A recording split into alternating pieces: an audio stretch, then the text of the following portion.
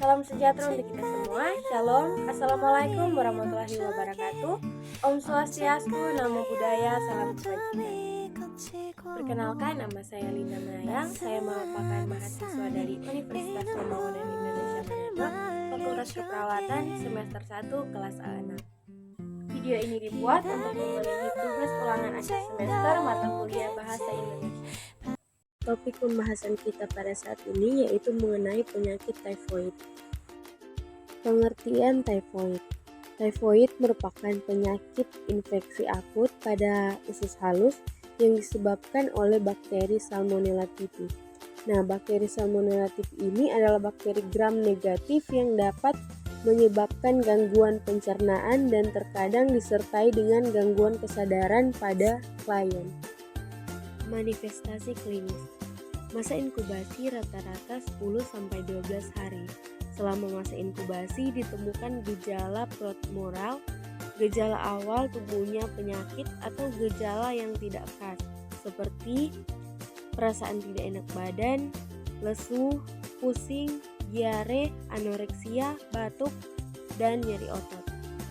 Ada pula gejala klinis demam tifoid, seringkali tidak spesifik dan sangat bervariasi sesuai dengan patogenesisnya. Yang pertama ada demam. Nah, demam ini biasanya muncul secara tiba-tiba dalam kurun waktu kira-kira 1-2 hari. Demam ini biasanya berlangsung selama 3 minggu. Yang kedua ada gangguan pada saluran pencernaan. Nah, biasanya gangguan pada saluran pencernaan ini berupa lidah kotor, yaitu ditutupi selaput kecoklatan kotor, ujung dan tepi kemerahan, jarang disertai tremor. Hati dan limpa membesar sehingga nyeri saat diraba. Terjadi konstipasi atau diare. Yang ketiga ada gangguan kesadaran. Nah, gangguan kesadaran ini yaitu kesadaran apatis sampai somnoleh. Kita masuk dalam etiologi. Nah, demam tifoid ini timbul akibat dari infeksi oleh bakteri golongan Salmonella yang memasuki tubuh penderita melalui saluran pencernaan. Nah, sumber utama yang terinfeksi adalah manusia yang selalu mengeluarkan mikroorganisme. Penyebab penyakit yang baik ketika sedang sakit atau sedang dalam masa penyembuhan. Penyebab dari penyakit tipes atau demam tifoid ini adalah bakteri Salmonella typhi. Biasanya bakteri ini disebarkan melalui feses dan urine penderita yang terkontaminasi air atau makanan.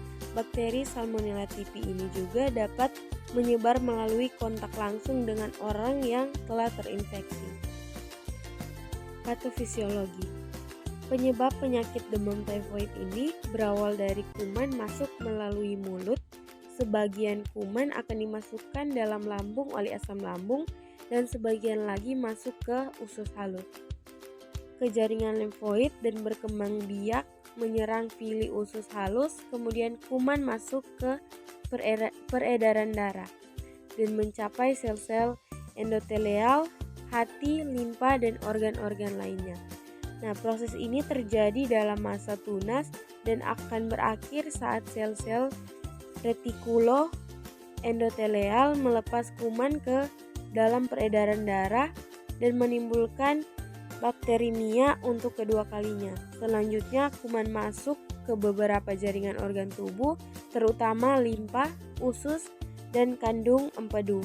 Pada minggu pertama sakit terjadi hiperplasia plaque player. Ini terjadi pada kelenjar limfoid usus halus. Minggu kedua terjadi nekrosis. Pada minggu ketiga terjadi ulcerasi plaque player. Pada minggu keempat terjadi penyembuhan ulkus yang dapat menimbulkan sikatrik. Ulkus dapat menyebabkan perdarahan bahkan sampai perforasi usus. Pemeriksaan penunjang. Pada pemeriksaan laboratorium, diagnosis demam tifoid pada garis besarnya dibagi dalam 4 kelompok pemeriksaan laboratorium, yaitu yang pertama tes biakan untuk deteksi kuman Salmonella typhi dari spesimen klinik seperti darah, sumsum tulang, urin, dan tinja. Yang kedua, tes serologis untuk mendeteksi kenaikan kadar antibodi terhadap antigen Salmonella typhi dan menentukan adanya antigen spesifik dari Salmonella typhi. Yang ketiga, PCR untuk mendeteksi DNA spesifik Salmonella typhi.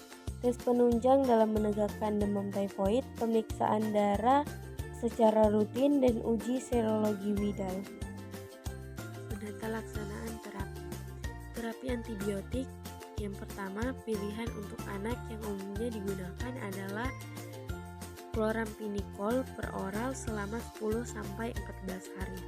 Yang kedua, pilihan antibiotik pada typhoid multidrug resistant, cephalosporin generasi ketiga seperti ceftriaxone, ceftriaxone, dan ceftriaxone 2 gram. Yang ketiga, pilihan antibiotik pada infeksi typhoid extremely drug resistant strains adalah antibiotik golongan karbapenem seperti meropenem. Yang terakhir, terapi tambahan yaitu terapi simptomatik dan terapi sportif.